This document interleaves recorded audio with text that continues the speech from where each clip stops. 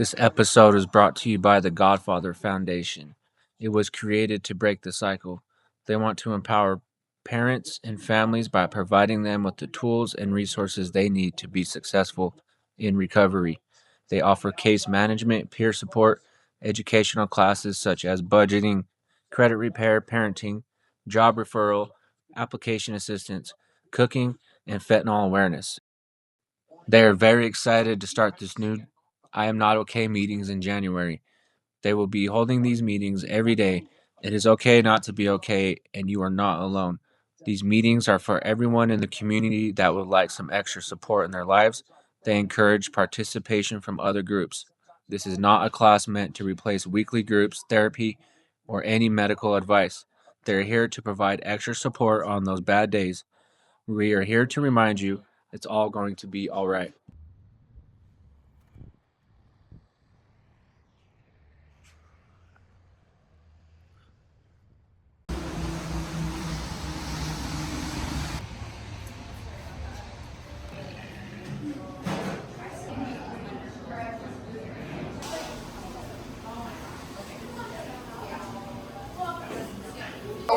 Welcome back to another episode of Evolve and Prosper, where we are bringing you real stories of um, issues in life, such as addiction, mental health, or just overall challenges that life may throw at us. And we got another great one lined up for you here today. I just want to say thank you for those of you that have liked and subscribed to the channel so far. We really appreciate it. If you haven't, please go do so now. And this week's guest is Jessica, and we are excited to get into her story. How are you feeling today? Nervous, but excited to finally share it. Yeah, well, good. We are grateful that you wanted to come on here and carved out some time for us today. So, we talked a little bit beforehand, and we kind of know each other a little bit. So you struggled with alcoholism, is that correct? Yes. Yeah. And then I'm Cali sober. Oh yeah. That makes Dope. sense. Okay. That's yeah. cool. So I still smoke. No, this is great. Yeah. I didn't know that, but Yeah. I've smoked since I was 13. So I mean. Yeah. But I feel, and we'll get into that, but that's so dope.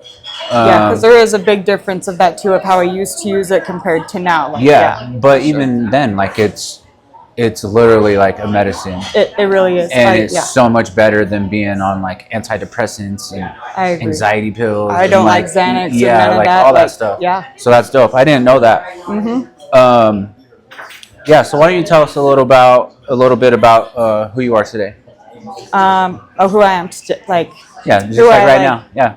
Oh, I'm just Jessica. I'm 31 years old. I have a 10-year-old daughter, and I lost my train of thought. Oh, I have a 10-year-old daughter, and then I have a boyfriend of 2 years, Jason. He actually works in the recovery rooms. He works at Stepping Stones. Oh, okay. And I have a bonus son, which is his son that's 19. So. Yeah. Right on. That's cool. I don't know. I'm a lot happier today, I guess. I don't know. Yeah. I feel like everything I see now compared to what I feel like I'm seeing everything brand new again, if that makes sense. Like everything I do is like the first time again.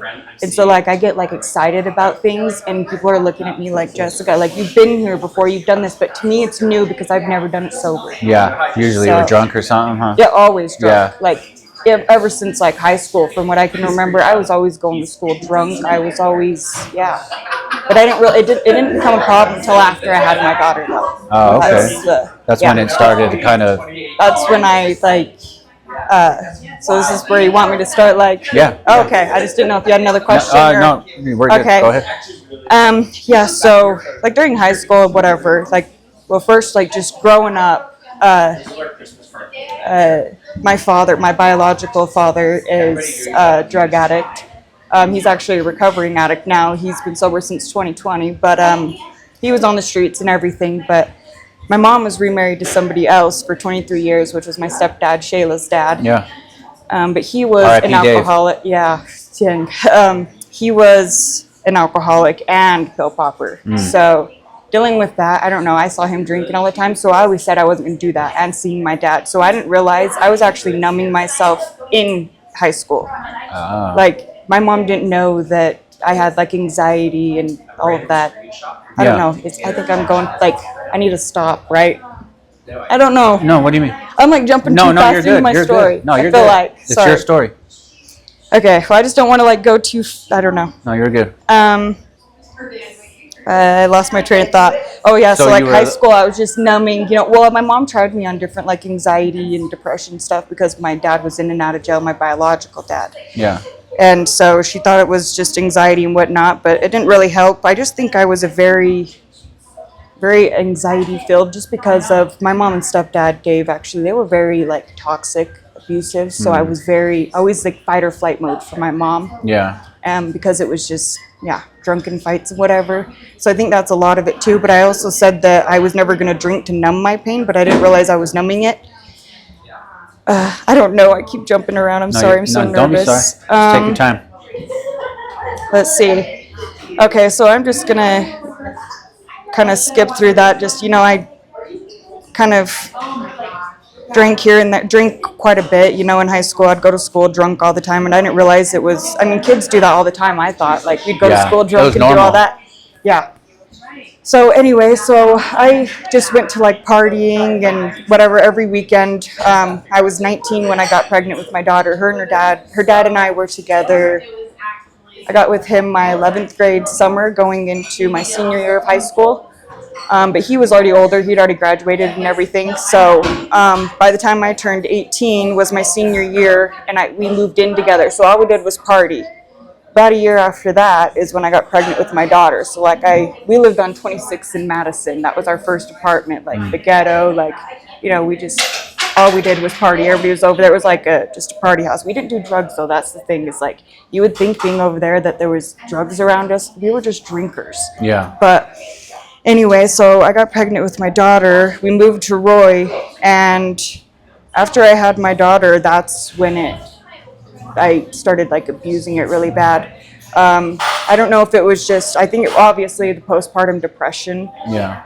Her dad went to work, obviously, and I was just home with the baby all the time. When I was used to working, I've had a job since I was like 15. I worked at the car wash and the gas station. So like I was always working. And so after having the baby and just sitting home with her all the time, and like, it's not that I didn't love my baby, but I wanted to be out doing things. Being productive. So, and that's when I noticed I started drinking a lot. I started with just a few beers every night when your dad got home from work. We'd have a few beers, whatever. And then I started, during the day, I started day drinking one day. I don't know why. I think my sister came over and we were day drinking. And I had like a great day. Like I was stressed all day. The baby wasn't driving me crazy. And next thing I knew, 6 months later, I was hiding bottles in the back of my car. Like her dad would go to work, leave me, like I'd have the credit card or whatever, and I would just go buy. It went from beer wasn't enough. So like by the 6 months of me drinking every day, I started drinking liquor, and it used to be Fireball for a while. And they didn't know, they thought that I was just drinking on the weekends with them, like all of my friends. They didn't know that I was like... The extent of it? Yeah, like I would wake up in the morning, take a couple shots to give me a boost, to like wake up for the baby, and have energy for her and everything. But yeah, by like 6 months of that, I was hiding bottles in the back of the car because her dad started asking me if I was drinking during the day. And I'm like, no. And money, obviously. I was spending a lot of money. I don't know. I just obviously lost myself. And so that was 2015 when my daughter was born. 2017 or so, my family was kind of getting worried about me because I just was losing weight, but I had that water weight. Like I was puffy, and obviously I was drunk all the time and crying over everything, and just like it was obvious. So I would just lie to them about drinking, obviously, and it was just an argument, and they'd tell me to go get help. I wouldn't. I was constantly in and out of like the psych ward or whatever.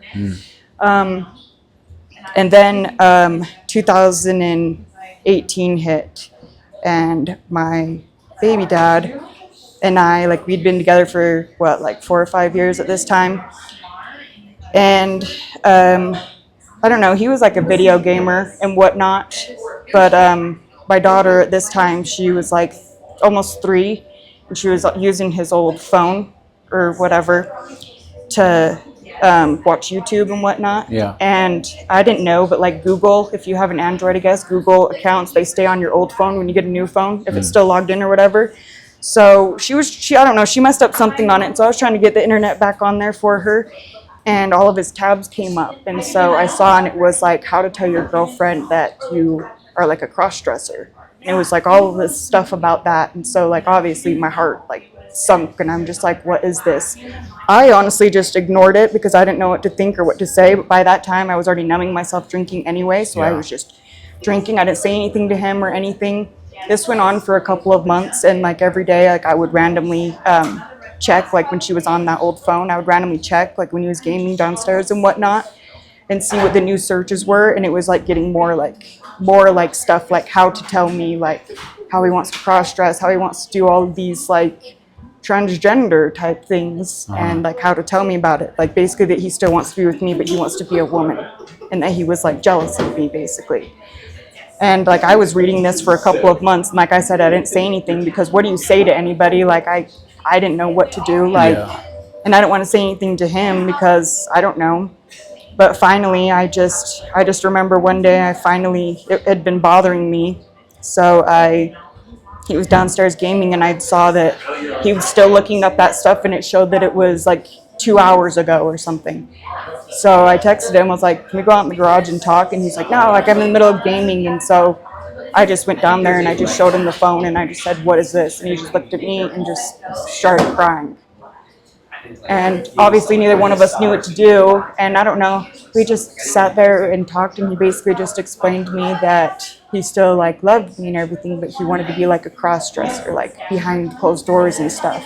And obviously that's a lot for somebody to take in. Yeah. So I said I didn't know and whatnot, but like he didn't want anybody to know about it, obviously. And that was my best friend. I wasn't going to do that. Like I told him, I wouldn't tell anybody, I wouldn't say anything, and we would figure something out, you know, because we have our 3-year-old too. Like, what are we going to do with the kid involved? Yeah. So I moved my stuff downstairs, and he was upstairs. And I started drinking really bad, and I got really sick. And I thought that I just had the flu, but I was like puking up like black tar for like 3 days, and I couldn't even like keep any water down or nothing. So finally, like on the 3rd day, because every morning before work, he would bring my daughter down to me in the morning before he went to work and like lay her in bed with me. She was like 3. And then I would get up, even though I was sick as crap, and take her to daycare because it was up the road, and then come back home and sleep until he got off work, because daycare wasn't open early enough for him to take her. But that, I just was sick as crap. So I called my mom, and she's like, can you wait till the morning to go to the doctor? And I was like, no, like something is wrong. Like I felt like, I don't know, something in my mind, like I felt like something was really wrong. Like I was going to die, something. So my mom takes me up to McCady to the ER. Hours go by, I'm sick as crap. Well, it comes to find out a few hours later that I was at kidney and liver failure. So my mom actually, like, because it had been a few hours, and they're like, we're going to admit her because her levels and everything are off and whatnot. So my mom, I told her, I was like, you know, I'm a grown adult, just go home. Like, I'm just going to be sleeping. It's not that big of a deal. Mm-hmm. So, like, my mom goes to leave, and literally she wasn't even, like, out of the parking lot when the nurse came in and told me. She's like, well, we're life flighting you to Murray. And I was like, whoa, like for what? Because I was so disoriented because kidney and liver failure, I guess I was like yellow and it was all bad. But so I said, well, do I need to call my mom? Like, so I had the nurse talk to my mom, and I just remember hearing my mom scream on the phone and was like, what? And she's like, well, can I just like take her there? And they're like, no, like we have to make sure she's like stable and whatnot. Like, I didn't know, like I was on death's door. So they got me to, I wasn't life flighted actually. They took me by ambulance to Murray. My mom actually made it there before me, and I was in the IC unit. And I was in like a, what is it called, in a coma, but I was still awake. Like I remember like looking around, but like I was in a coma. And I remember them telling me that, you know, like I was at liver failure and everything from the alcohol and everything. Yeah. And also since I had really bad back pain, obviously from my drinking, because I was drinking at this point, I was drinking like, you know, the half gallon of like Takra vodka. Yeah. I could drink that in a day easily. I could top that off easily in a day. So that was obviously hurting my kidneys and stuff. So since I'd been in pain and been sick with what I thought the flu, I'd been taking a bunch of Tylenol. But every time that I would even like take a swallow of anything, I would puke back up, even my own like saliva. Yeah. So I was taking just a bunch of Tylenol, not thinking it was getting in my system, and I was in a lot of pain. So like they thought that I was trying to off myself, obviously, with all the alcohol, because also in the middle of me throwing up and all of that too, being sick as crap, I was still making sure that I was drinking, because I thought that I was having the shakes and all of that too. Because of the drinking, I thought I had like the flu and everything like mixed. Yeah. So that's why I finally, when I told my mom, like, no, something's wrong, when I was puking literal like tar up. But so yeah, they thought that I was trying to commit suicide, but I couldn't like say anything to them that like, no, like that's not what I'm doing. But I just remember me screaming and crying, and they said I was gonna have to get a liver transplant. And I remember when they told like my family that, I just remember hearing like literally a boom on the ground, and my mom just screaming, like just ringing. I can feel it now, like just ringing of my mom screaming, like, Jessica, no. And I remember just laying there and just like looking up at that light. That's all I could see around me, but it was like right here. I couldn't see nothing around. It was just light. And it was, I don't know, very scary feeling. And hearing my mom scream like that, it felt so unreal, you know? Mm-hmm.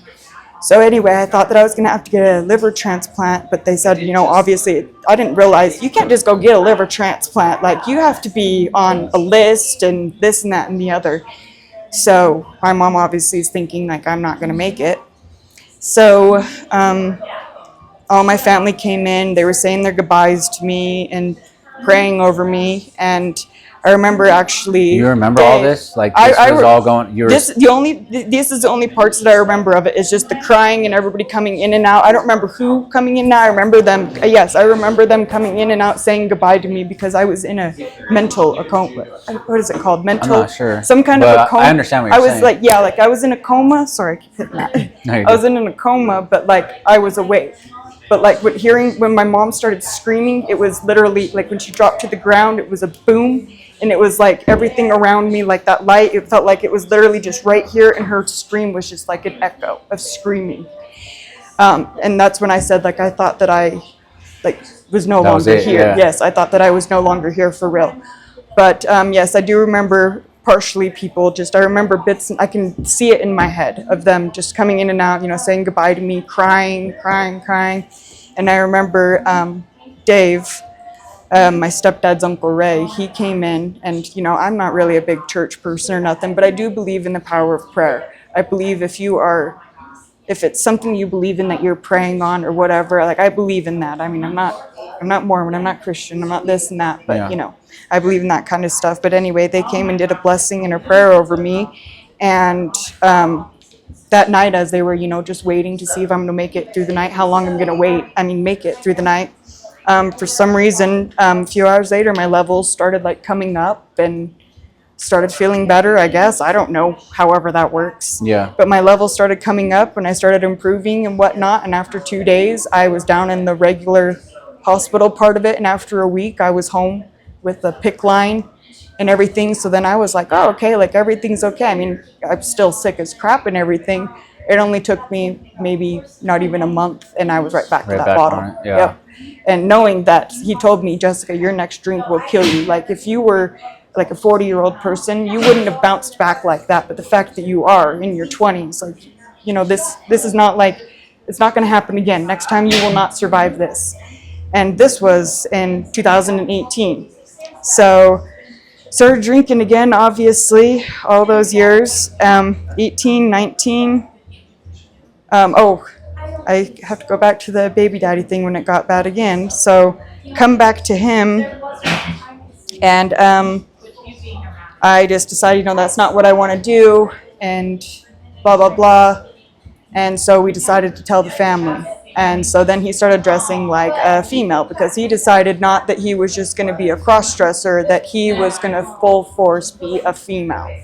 So it was a big change. Sure, that was a lot for you to take in, dealing with, like, I don't think I've ever processed that. I've honestly never talked about it, and I think that's why I keep getting nervous and like jumping back and not knowing what to say about it, because I've never processed fully, like, I I've never processed it. I mean, I'm a year sober now off of alcohol, but only a year sober, and this was in 2018. So like all those years, and still to now, like it's still like, it's not that it bothers me. It's not that I'm still like in love with him. I don't know how to describe it. I just don't think I've ever processed what it is. And part of it too is like he's a part of my addiction.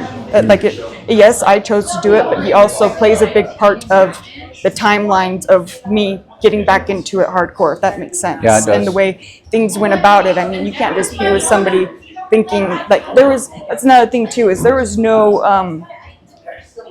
like no, everybody says like, wasn't there any signs? Like, how did you not know? How did you not know? There was no signs. He didn't act gay. Well, and you were probably you were dealing with your own alcoholism at the time too, you know, so that.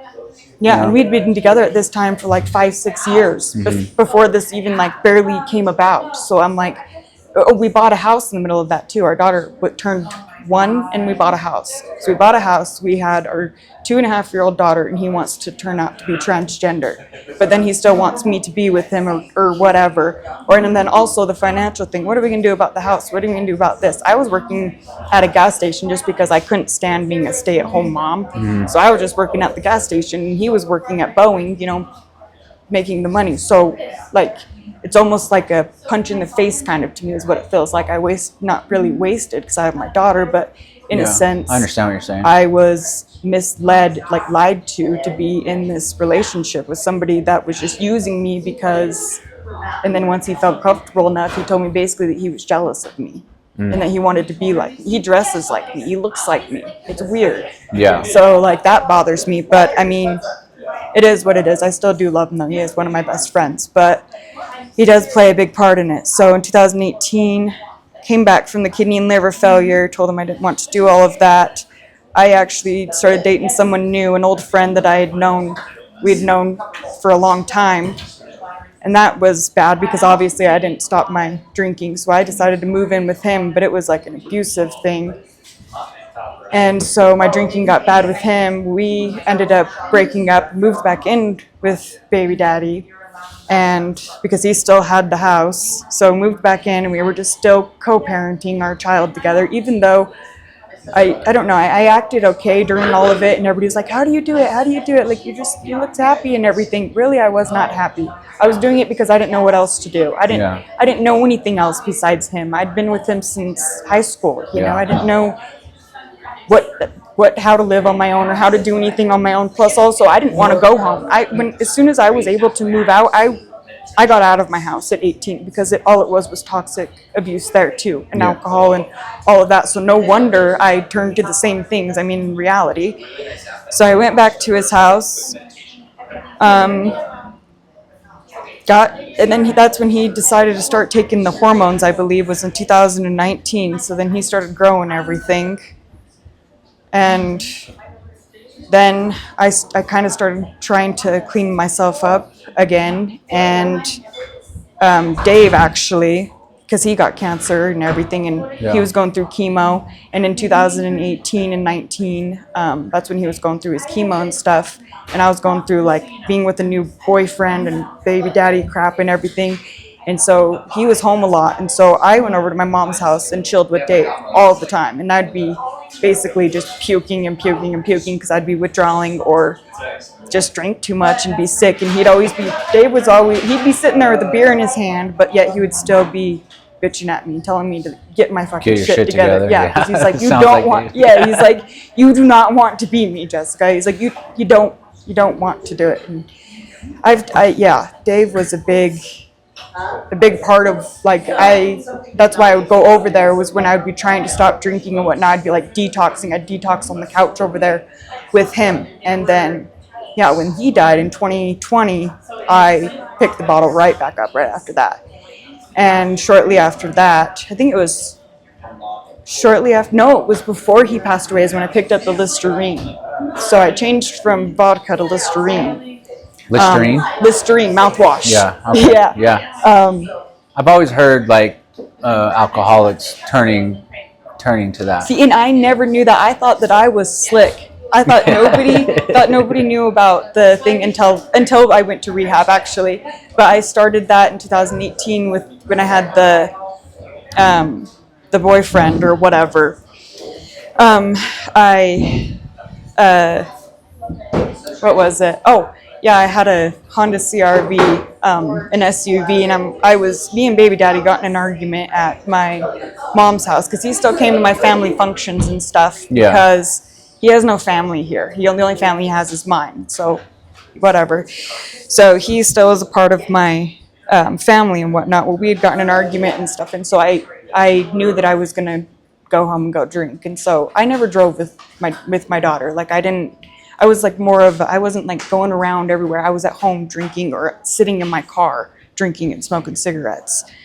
But so I told him to take the baby home and whatever, and I got in my car and I was just crying, and I used to keep my vodka like right behind my passenger seat, and I grabbed it out. It was a fresh bottle, and I opened it, and I had just a few swigs of it because I started feeling shaky and sick, and that's part of the reason why we got in an argument. And I was leaving my mom's house because you know how you are when you're an addict, when you start not feeling good, you start treating people like how you garbage. feel. Yeah, really, because you're like, God, if only you knew how I felt right now. Yeah. So I was driving home and I was all upset, and it was really snowy, and I was going the speed limit and everything because there was actually these people behind me, but I was just cruising down the road and I hit like a piece of ice or something and slammed into a barrier, and what are they called? The airbags came, like I totaled my car. Yeah. But obviously I don't know how the F I did it, but I put my car in reverse and backed up, and I started like driving to like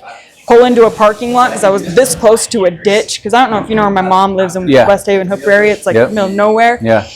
And so I don't know. I don't know how I even drove because my airbags, everything went off, but I pulled and parked into a thing, and these kids, I opened up my door and was like, hey, like, are you okay? And I just remember looking up and thinking like, oh shit, like the cops are going to come, like I'm going to get like a DUI, this and that and the other. And I was just like, yeah, like I'm fine and everything. Like, and they're like, you were driving okay and everything. And we were actually following you really close trying to take a picture because I had a decal on the back that Shayla got me that said proud mommy to a sasshole on the back of my car. So they were trying to take a picture. So they're like, we were following you for a minute. Like you must have hit ice or something. Like, and so I was like disoriented, like what the F, but I knew I had that bottle and I knew if the cops came. So like I asked them, I'm like, hey, like how old are you guys? And one of them said like 19, the other one said 20, and I was like, well, do you guys want a bottle of vodka? And they were all down for it, and I was like, okay, and gave it to them, and then I called my mom, and actually, thank God for my mom, you know, she's a real one. I called her panicking, crying like, hey, I just wrecked my car, you know, like, because there was no way I could drive that thing. Like, both airbags were off. My tire was like off the rim. I hit a cement barrier going 40 miles an hour. Like, it's done for. And so my mom hurried and drove over there. And when she got there, I just remember she yelled at me. She's like, get out of the effing car. Like, what are you doing in the driver's seat? Go and sit in my car. So Dave's yelling at me to get in my mom's car. So I'm sitting in my mom's car. My mom gets in my car, moves the seat, and was going to just take it for me that she did it so I didn't get a DUI. Oh. Like, that's a real one. Yeah, but those kids were already gone. By the time my mom got there, like, they were gone with the vodka, though. But my mom, when she got there, she was like, you probably got bottles. And I was like, no, I don't. I haven't been drinking today. Yeah, I was like, I haven't even been drinking today.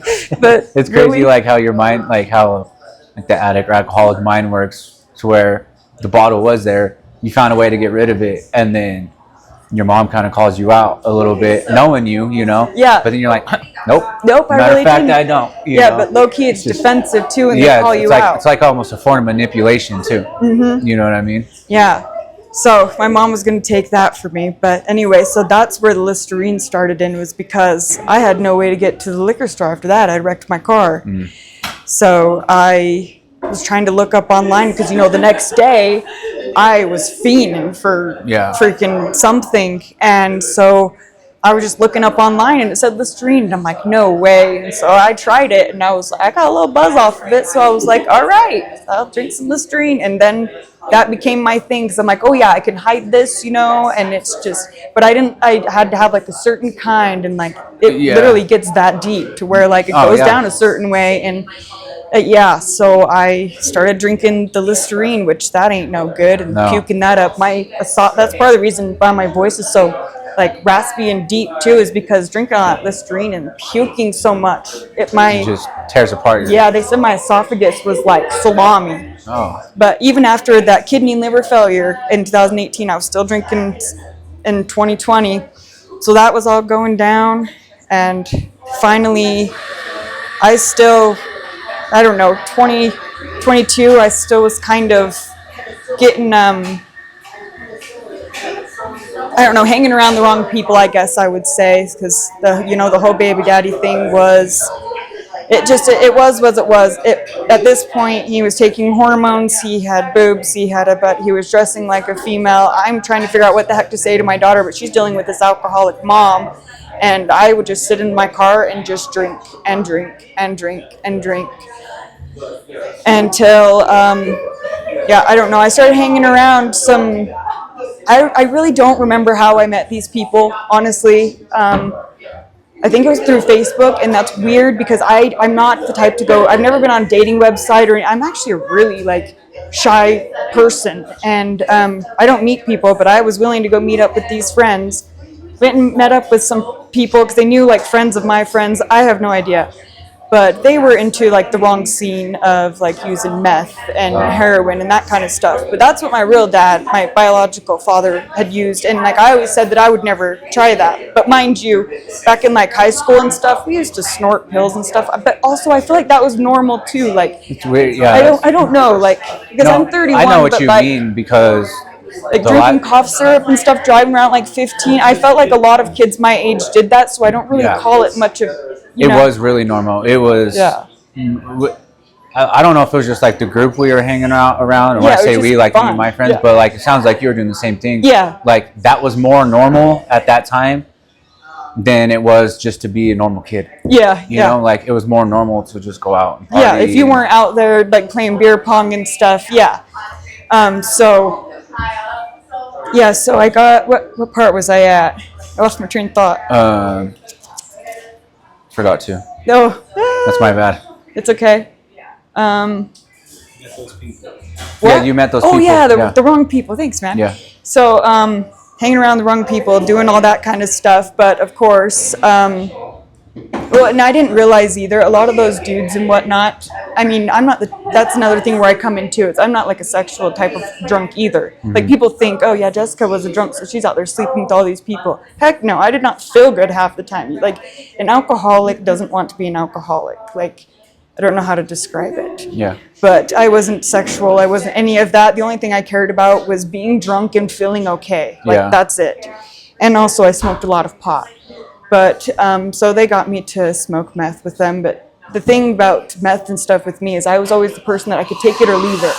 And I didn't feel like it did much for me anyway. Like I always felt like I was like, this is boring. Like this doesn't do anything for me. I don't know if I have no idea. But it just never was a thing for me.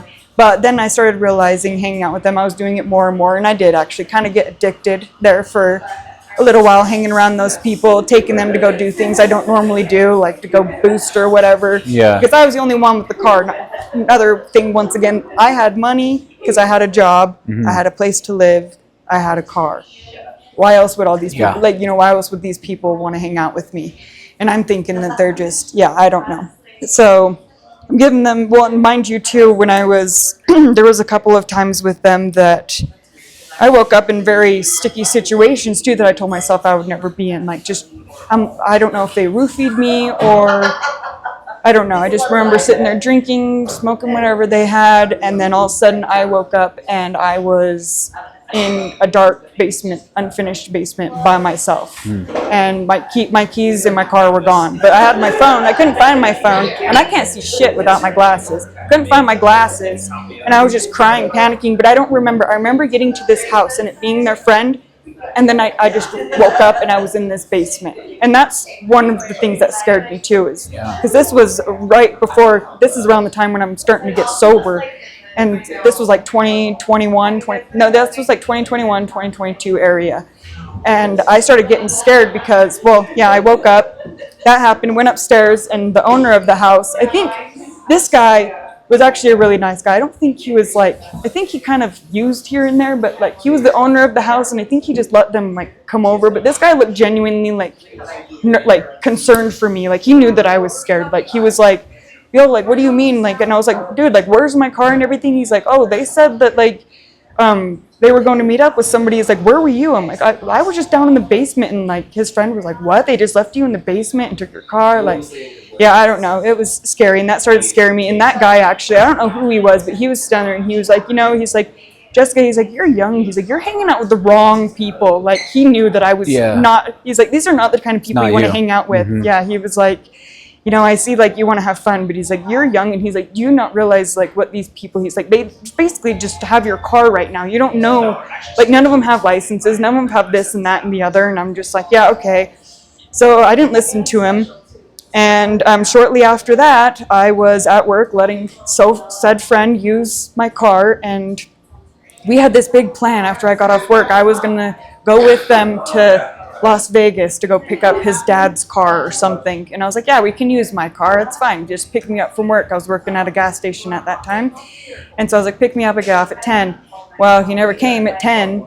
So it's like 11 o'clock, still not there. And finally, one of his friends answered and was like, yo, dude, like he's in jail. Like your car got impounded. Shit. And I was like, what the fuck? Like, what do you mean? And he said he got a DUI, coming out of the liquor store. And then, so of course I'm like panicking. And this is 4th of July weekend.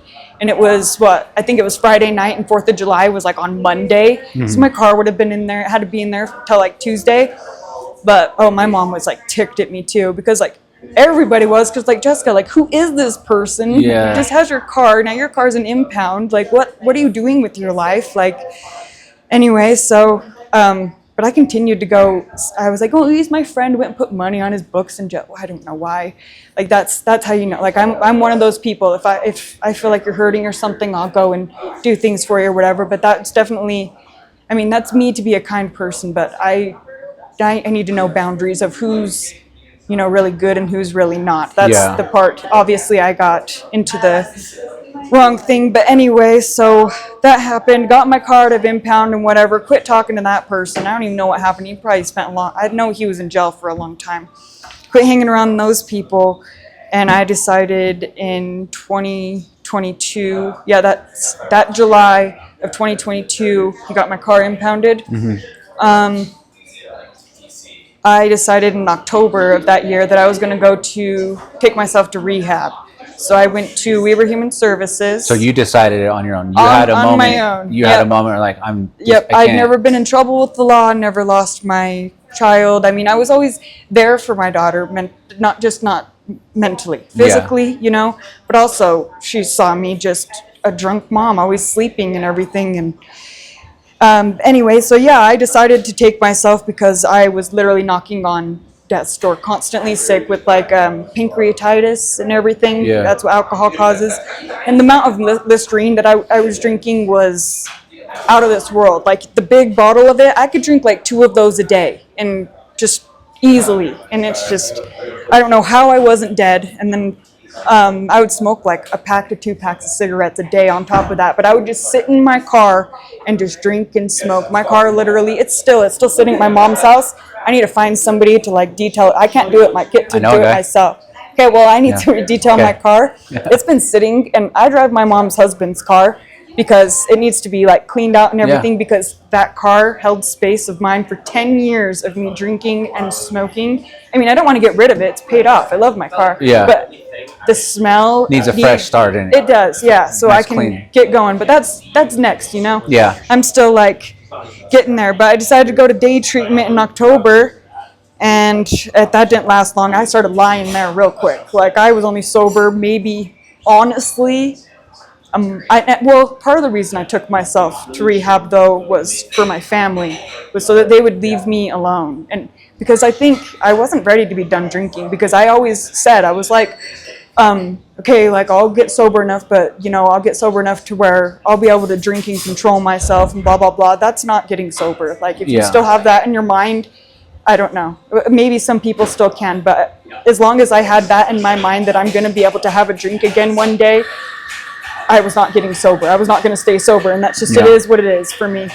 But So I took myself to day treatment. I was sober maybe a month because I know dang well by Christmas I was drunk. But finally, I admitted to it in February when because I was going every day to day treatment and telling them, but I was missing my UAs though. I wasn't going because I didn't have to legally. I wasn't obligated to do any of this. It was self will. So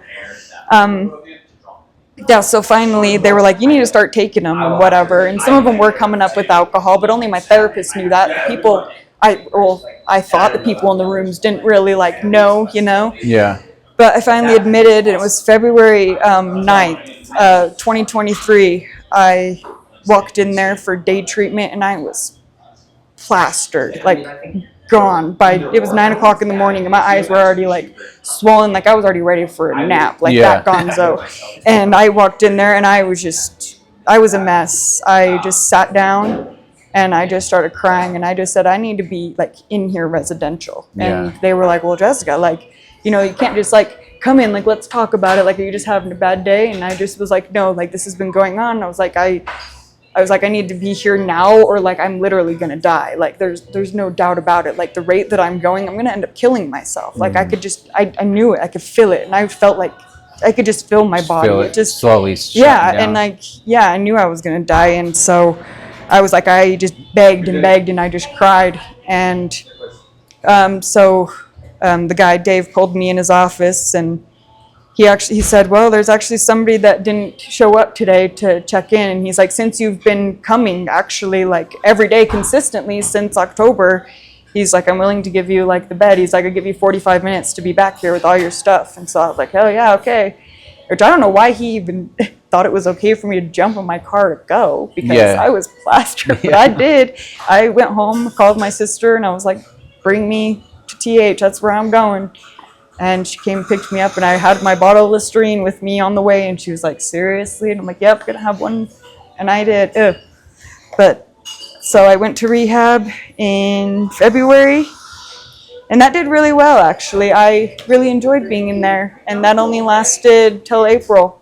And you were only in there that long? Yeah, I stayed until April. Well, yeah, I stayed and I had already basically completed the program and I was already like basically restarting some of them because I had been going since October and the program basically just restarts over and over again. So I was basically redoing it and I felt like I was great when in all honesty, I think about it now and like when I went to leave, so I stayed for like 60 days or something total, I think. 62 or 67 days or something. But I was just ready to get out of there. And, well, also, I'd never been in jail or anything. So I'd never been living with other people, especially a bunch of, wow. That was a big, I think that was I don't know. That was part of the big wake-up call. I don't know if there's questions you want to ask now or if you want me to keep going. Oh, no, let's jump into some questions. I was going to say, because I'm just, no, you're doing great. I don't know how to shut up. So. Was there a moment when you realized things like were getting seriously out of control? I feel like you touched on that a little bit, but. Well, then I didn't think I was really getting out of control. Like I said, I was just like, I'm okay. But right when I got out, I relapsed again. That's where I'm going to get into where it got really. So I guess right when I got out, went back to baby daddy's house, of course. And so went back there, and all that goes on in baby daddy's house is everybody's over there. Well, mind you, at this point, he has a boyfriend. His boyfriend moved in 2019. In the mix of me moving with another boyfriend, all that stuff. Yeah. So he has this boyfriend. They're still together to this day. But this boyfriend, and he also had another trans person and another gay person living all in the house. So basically 4 dudes with my daughter. And my daughter was, so she was born in 15. At this time now she's 10. She was like 6 or so. And living in that with me being drunk, them doing God knows what. They were snorting, doing their own thing. And that was one of the parts of it, because part of the reason why I left rehab was because I knew what was going on at home with my daughter, and I knew that I had to be selfish and go to rehab and be away from her because it really is a thing that you have to go and be selfish, because if you don't love yourself and you can't take care of yourself, you really cannot take care of somebody else. You really can't. So I had to be selfish and do that, but I only lasted, like I said, the 67 days. And I went home because I knew that that was going on. And I thought me going home and everything, I could make everybody change and whatnot, but it didn't. I just went home and went back to drinking. And yeah, so that was then. I went back to rehab. I went back to Weber because I was falling again, and I thought, this is it again. I thought that, like, I'm gonna die again if I don't stop. So I got back into TH, and I went in August. I think it was August. Yeah, and I only stayed 30 days that time, I believe. I don't know, 30 or 40, I don't know. Yeah. But that's in treatment, and I just continued to do outpatient after that. But, oh yeah, so when I did go to rehab in March is when I met. So this is, dang it, I don't know how to say it, sorry. Right. Because my boyfriend comes in the mix of it, but like we didn't know each other. Like we met in rehab, but like, so when I went to rehab in February, we had to do a class. Like in March, when I was there was a class that was called a budgeting class that the men's side, so my boyfriend was in the men's side, which was Stepping Stones. He was in Stepping Stones, and I was in TH. And we both had to go to like this budgeting class and at the Cottages of Hope. And so when we got there was him just sitting there, and he offered me a seat next to him, He's like, hey, you can sit here. And I just remember looking at him like, this guy is like some homeless old dude, and like, doesn't have his shit, like, Yeah. So anyway, I didn't sit next to him. I sat like across from him, and I didn't know he was like staring on me, creeping on me is what I say, the whole entire time. But they ended up spelling my name wrong on my thing. And so like he ended up finding out my last name and whatnot, and it like got through the rehabs. I'm sure you know how the rehabs work with the men and women. But it got through each other's names, and I guess, yeah, so he wanted me to sit by him at like another little thing that we had, and I was like, hell no, I'm not sitting by this guy again. Like, what? This guy is like creeping on me. So all this time, me going to rehab and everything too, this guy is still hitting me up, just hitting me up on Facebook. And I keep telling him, because I felt bad for him. It got to a point where I felt bad for him. I was like, maybe I should just, I felt bad. He keeps hitting me up and whatever. So I kept saying that I would go hang out with him. But the thing was also is I had a feeling that him being sober, me being sober, that maybe I actually might like this guy, And so I didn't want to embarrass myself by going and hanging out with him, especially knowing that we were in rehab, and he thought that I was still sober and whatnot, still going, because we still were going to other meetings and whatnot, but I wasn't sober. So every time that it would come to time to go meet up, to go do whatever, I would be too drunk. So I would be like, and I'd always ditch him or whatever. Anyway, he still kept trying. So we come to 2023, I'm in rehab. I get out. So I got out in like September, October. He was hitting me up around then. Finally, I decided to hang out with him around November to get away from like baby daddy and whatnot. I was like, okay, I'll go hang out with this guy. Well, we hung out once, and then I basically the next time I came over to hang out, like I never went home basically. So. And at this time, he was still sober, but he was working at like a pizza place, or he was working at Little Caesars. And so I was still drinking behind this guy's back, but him and I obviously started dating. But I think he kind of knew. Well, now I know that he knew. Yeah. So I think this is part of the reason how I am sober now, was part of him. So basically being with him, he didn't know I was drinking and whatnot. And then he got a job at Stepping Stones in December of that year, December or January. So he got a job at Stepping Stones and started working there. Well, I started getting really sick. This was when we first started dating, the first 6 months of us started dating. I started getting really sick with my alcoholism and drinking, and obviously he kept telling me to go to the doctor. I wouldn't go. But the thing about him was, though, is he didn't bitch about me drinking. I think he knew about me drinking, because obviously I was obvious about being drunk and puking 24/7. As soon as I'd wake up, I'd be puking. So I think that's when I think that's what helped me actually get sober to where I am today, is because he wasn't bitching at me.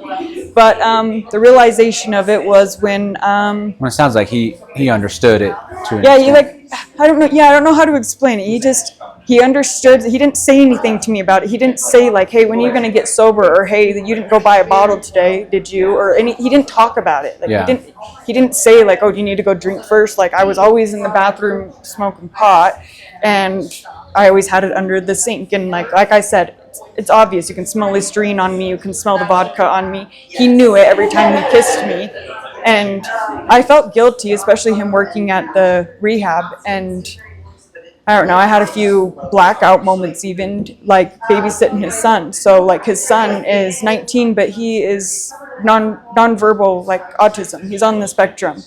And I'm supposed to be like like an adult that's watching him. I mean, I didn't put him in danger or nothing, but like me being so drunk around somebody that's a vulnerable adult is almost like being drunk in front of my child endangerment. Like that is not okay. Him going to work because he has his son full-time care, whatnot, and he's not in any programs or nothing. Like he's with his dad all the time. And mind you, his dad also was an addict for a decade also, but his was just in his 30s because he's 10 years older than me. But we were in our addiction for opposite things at the same time. Like obviously we met in rehab at the same time. I mean, he just hit 3 years and I'm just hitting my 1 year, but and we just hit our 2 years together. But so he's just a little bit above me, but I think that's also what helps too, is like what you said, like he understands. He doesn't say anything about it. He doesn't. And he's around it. He works at Stepping Stones now, you said? Yeah, he works at Stepping Stones. Oh yeah, so I felt terrible that he was working there and then coming home to me being drunk taking care of his son. Like that is not cool. And the thing about it is his son loves me. He just it's like a mom figure. He doesn't have. He has just him and his dad, and all he knows is. That's another thing too, is he has like a mind of like a 5 or 6 year old. And then also you got to think his dad started using drugs when he was about 8 years old. So all in his early times, and especially him being nonverbal and stuff, all this kid knows is the streets. All this, he was living in the what's it called, the storage units and stuff with his dad. So he's very attached to his dad, and it's important for like his dad to know that he's comfortable staying home with me, because his son won't just stay with anybody. That he trusts you. Yeah, he should be able to trust me. Thank you. Yeah. Should be able to trust me to be able to watch his son. So a lot of it was guilt, and guilt of not seeing my daughter, because when I moved in with Jason, baby daddy started being where since we don't have no custody thing or whatever, and he had the house, he thought that I was just hanging around and just bringing her around dudes, which I never had brought her around dudes or nothing. Like I always respected it, and I always left her home with him. I was always that person. So I actually got in fist fights with people because they told me I was a shitty mom because my kid wasn't with me at a party while I was drinking. She was at home with her dad asleep. So, but so I was that person that left her home. I mean, I should have been home with her, right? But so a lot of it was just guilt, but my baby dad kept my daughter away from me for about 6 months, so like the first 6 months of me dating him. So he knew that I was depressed because of that, because I would try to call my daughter every day. And the thing of it is like, she's the same age as Dom, like they met each other and stuff, but about the same age. And so, I don't know, the difference is like he would rather keep her away, like, so not tell her to give me a call, for instance. Like if she doesn't say anything about it, he'll leave it. Instead of like me, for instance, she'll go a while, because now she's getting to the point where she's confused about what the fuck's going on with her dad and why the fuck, because now all of a sudden he's not really being transgender much anymore. And now she's 10 and she's wondering what is going on because she calls him mom. Yeah, so just a lot of the guilt. I started realizing, my daughter needs me. Yeah. Basically my bonus son. If I'm going to be with this man, like, this kid's counting on me, like, and this is the life that I want. Like, this guy treats me well. He has good things going for him. Like, it would be stupid of me to not get sober and to, get right. Give it up. Yeah. Yeah. And so, but I was obviously depressed about my daughter and not seeing her, because I didn't see her for a very long time, and he wouldn't answer my calls, and I would show up there drunk and the cops would come and stuff, and he wouldn't give her to me, but the cops would let her stay there with 2 transgender dudes and then 2 gay dudes with loud music doing whatever, but they wouldn't let her come with me. She was allowed to stay in the home with them. I don't know what I don't know, but anyway. Yeah. So I just a lot of the guilt and everything, and I got really sick again, and I had to go to the hospital. Like I was throwing up and like garbage in the bathroom. Yeah. I would fill that up within like 10 minutes. I was just filling it up, and Jason was just like, Jessica, like you're sick, like you need to go. And he's like, I'm gonna call your mom. And I was like, no. But finally they convinced me. I went, and I was basically about to be at kidney and liver failure again. And this was last year, but I had really bad pancreatitis. And so I was in the hospital for a whole month. Last year at this time, I was only 84 pounds actually. Oh, wow. At this time, I was probably like 90 by now. But yeah, last October I was only 84 pounds, looked like a patient from the Holocaust, like literally, and knocking on death's door, all because I don't know, because every time that I'd get out of the hospital, because he took me a couple times, but as soon as I would get home after a couple days, because I'd have to stay there for like 3 days because of the pancreatitis, I'd come home. And he didn't know I had bottles. Yeah, I would just keep That's that going. insanity part. I feel like the insanity part, that's...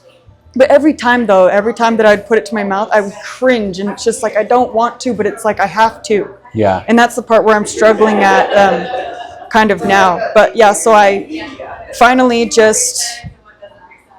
After being sick, I mean, I really don't have no other choice at this point. Like, and plus Jason did kind of tell me too. He's like, I can't sit here and watch you kill yourself, like literally, because I spent most of our relationship in the hospital. And, I'm very thankful. If it wasn't for him sticking by my side for just the courage and everything, if it really wasn't for Jason, which he doesn't take a part of it, but if it wasn't for him, I literally probably would not be alive. Not probably, I would not be alive today, because if it wasn't for him coming into my life and bringing me out of that, I would not have gotten sober. I would not have gone to the doctor, because I did not care. I was at a point to where I was like, I don't care anymore. My daughter will be okay. But having him in my life made me realize that my daughter needs me. Yeah. Like every girl needs their mom, and especially with what she's dealing with now with her dad.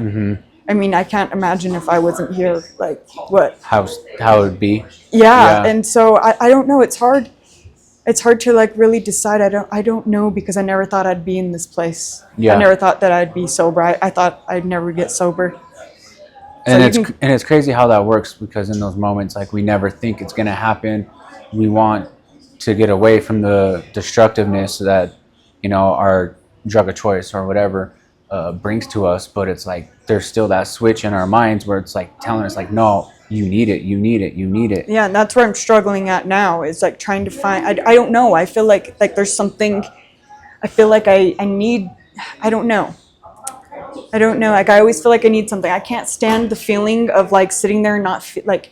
Some people can just be sitting there, chilling and watching TV, and they're just chilling. Yeah. If I'm sitting there like that, I feel like I need to get high. Like I hit my weed pen sometimes. Like I will smoke myself out just like anxiety. Like I still feel like I need something constantly. I don't know how to describe it. I can't stand sitting here feeling something. Like I want to feel something. Yeah. Always. So maybe just like start filling your time with some hobbies or something. Yeah, well, because you're coming up on a year, or you've been... Okay, so like I don't know the exact date that I did get sober. I know it was either August or September, but yeah, so I do say that I just say like a year as of September or so. Yeah, so like I don't good. know the exact dates like my boyfriend does. He has like his exact date, which is cool. Yeah, and but some every people time like every time I've had a date or whatever like that, I've always sat there and watched it, and then like I am a celebrator, but now I really don't care to have. I don't know, and I'm not talking down on people that do keep like their dates. I don't care to have those anymore. I'm just happy to be. I'm just sober, and I just want to do I just want to keep doing things. Yeah, I don't care to be like, I'm 3,400. Yeah. I'm just like, I'm a little over a year sober. I just want to share my story, and I want to continue. Like that's just what I've been through, and now I just want to. Yeah. My issue is I don't know where to start now. I've ruined things from being drunk, and like jobs, for instance, or like talking to you now after like I've been talking to you for a minute. Obviously you can tell like I'm just yapping, but like in the same sense, like I'm very like nervous type person, or like I'm worried that going back to work, because I'm used to going to work, being drunk or something. I can't just go to work just to go to work. Yeah, and that's the thing of relearning how to do a bunch of things that we did when we were using. Yeah. But I just feel like the more, like, you already had the courage to stop and the courage to turn your life around. So the courage to go and experience these things in life that you did once drunk, you know what I mean? That's all. It's just nothing. It's so crazy to go to things now and be like before we go to like a jazz game or something, or like we're packing up, it's just crazy now to not pack an extra like water bottle of vodka, like trying to hide from everyone, or the dreams are what get me now too. But I don't have as much dreams of me like trying to get the alcohol anymore. It's just more so like I don't know. When you have so many years of using and you've been clean now for almost a year, you know, so it takes a minute. And I definitely do agree with the first year is the hardest. I never thought that I would get to a year, but you've already made it through the hardest part. So now and that's why I said now I feel like I'm just stuck, because it's like, okay, now what, Jessica? Because I feel like I just want something more, you know, but I just don't know where to start. But that's the beautiful thing, is you get to decide. You get to write your own program. You get to decide and create whatever you want to create, you know what I mean? It's just not putting too much pressure on ourselves, because speaking for myself, like when I do that, that's when I'm up here too much. I'm definitely in my head like a lot, and that's, I don't know, I'm not really, I don't know, I think part of it too, my doctor is trying to figure out, because obviously the alcohol does a big number on your brain. So oh, 1 second, what did I say? Did I talk for sure? Oh my gosh, how long have I talked? No, you're good. Oh. I don't know, it just came on for some reason. We'll cut all that out. So we'll go ahead and just continue. If you have any questions, I basically just shared my story. Now you can just ask me. I just had to get that off my chest. Now we're good. It's great. What did you learn about yourself that surprised you after you gave up drinking? Oh, what surprised me the most about myself? What did you learn about yourself? What did I learn? I learned that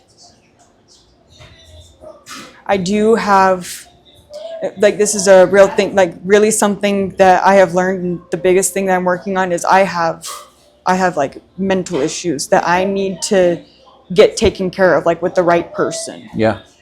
Because that's obviously why I was drinking. I'm not the type, I don't want to go see a therapist, and sharing my story with you is different. Going and seeing a therapist and talking about like detailed thing, I don't want to do that. I'm not the type of person, I don't want to sit and talk about it and, well, let's bring it up because it's why you did it. Yeah, it is why I did it. My childhood trauma is part of the reason why things, but you know what, it's up to me to move forward now. I don't want to keep bringing it up. Yeah, that happened. It happened. So now, like, just, I don't know how to. You just want to move on from it. Want to move on. So that's where I'm struggling with the whole therapist type thing. But I know for a fact you're not alone on that. It's hard to go in and speak to a therapist and relive all that, like you're saying.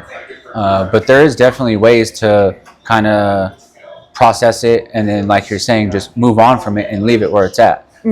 So that's totally relatable, and I know for a fact there's a lot of people that feel the same way. So hopefully by them hearing your story here today, will help them and kind of help you along the way too with unpacking some of that. What are you most proud of so far in your journey? I'm proud of myself. I don't know. I'm just proud of the mother that I am, the girlfriend that I am. I know that I'm a good person. I know that I'm a way better person. I'm also I don't know. I'm just proud of who I am. I actually, now I stand up for I think a lot of it is that too, is like certain people and certain things just give me like make me feel some type of way, and I'm just the type of, I don't want to talk about it, or I don't want to be around it, or I don't like being places to where I'm like an empathic type I can feel people's energies. I don't want to be somewhere where I can feel that I know, like, I don't know. So like a boundaries thing is my big thing too. Like I don't know, like family, for instance. I have family that thinks that, don't come crying at my funeral. You don't talk to me now. But what they don't understand is like they trigger me. They're a big trigger in there. Well, I haven't done nothing wrong. Well, yeah. Well, like I don't know how to describe it, but like No, certain yeah. family members and stuff, it's I guess Just a what I can different say is vibe. I realized I'm stronger than what I thought I was. Like all of these years, I should have just stood up for myself. I should have just said how I felt, did what I wanted to do, and I probably wouldn't have been an alcoholic and all this and that and the other. But also, like, I don't regret it. I mean, Yeah. it is, I don't know. Yeah. No, I get it. It happened. It's Yeah. part of my life. I did have fun and parts of it, but Sweet. What advice would you give somebody in their early recovery or their journey of trying to stop alcohol? what advice would I give them? I don't. I would just keep moving. I keep going forward. I don't know how to.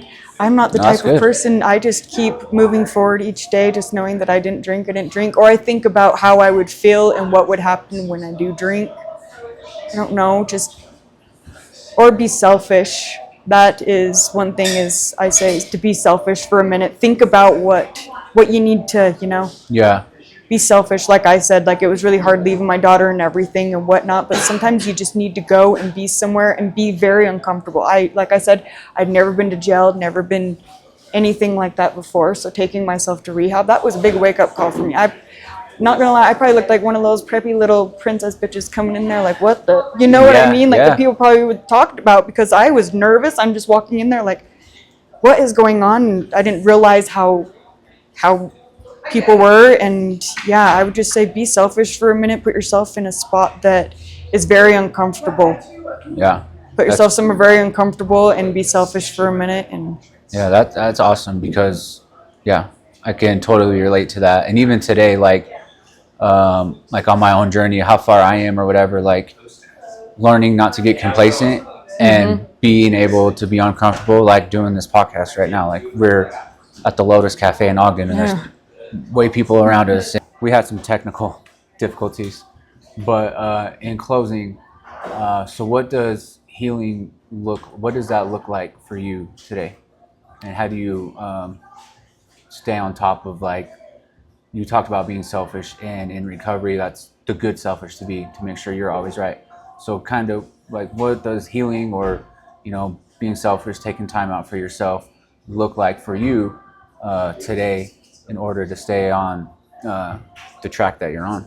I take my selfish time to myself. Like I stay in check with my mental health, that's for sure. Like I notice if I'm starting to get like either like depressed or in a mood or like whatever, I stay really in check with that. So like I talk to somebody about it, or I let them know like, hey, yo, like I'm in a bad mental spot, like I need everybody to leave me alone, or like whatever. I take a lot of time to myself, and I'm just open about it now. Like instead of like feeling bad and being like, hey, like, well, I'm gonna go do this, like I literally just I like to go shopping and spend money that I don't have. Yeah. But but my favorite stores though, like I'll go and be lost literally in the dollar store for like an hour or two. And Five Below. Like that is to me, like that's what Peace. that's peace to me. I'll go get lost in Five Below in the dollar store. So if anybody needs me, that's where I'm at. It's just, and I don't know if I'm feeling some type of way or feeling on edge or just feeling some type of way, spending, I don't know, it's probably another addiction, but like spending money, or just going and do something by myself, for myself, like just for myself, like that selfish thing, because I do know I am a selfish person as it is already. And so, yeah, I mean, I'm just honest about it. I am a selfish person, and I don't know how to say that other than I need my time to myself, or else I'm not somebody you want to be around. But Yeah. I feel like the fact that I recognize it, and it's not like I'm being rude, I'm just like, hey, I need to be left alone. So Yeah. I mean, Well, I don't know. And that's like a huge boundary that setting that and being able to verbalize that and speak that and not carry or put on too much on your plate is huge, and that's growth. Yeah, and part of within that is yourself. Jason, like I said too, is because he's very understanding of it. Like he doesn't sit there and nag about it, or like he knows the right things to say, or like he's just, once again, I'm just like, yo, I'm not in the best mood, I just need to do this. Okay, but you don't have to argue with nobody about nothing. My life is pretty peaceful and simple now. I mean, Good. I don't really need to ask for much. I just need to wake up and be grateful now, Well, So it sounds like that's what you're doing, and I'm happy for you that you have found that. And congratulations on your year. Thanks. And many more to come. Yeah, for sure. You've been through a lot, and you've made it through all of it. And you're still standing, so you deserve your flowers for that. Yeah, thanks. And I know your story will reach someone that it's meant to reach, and hopefully open their eyes to it. Yeah, hope so. Yeah. So is there anything else you'd like to touch on? Nope, not really. Okay. I mean, it was a fun experience. Thanks. Yeah, thank you for coming on and sharing everything with us. And thank you guys for tuning in to another episode. Please make sure to like and subscribe. And you can find all our social media links on our page. And also, if you'd like to help support the show, you can go to evolveandprosperapparel.com. And until next week, thank you.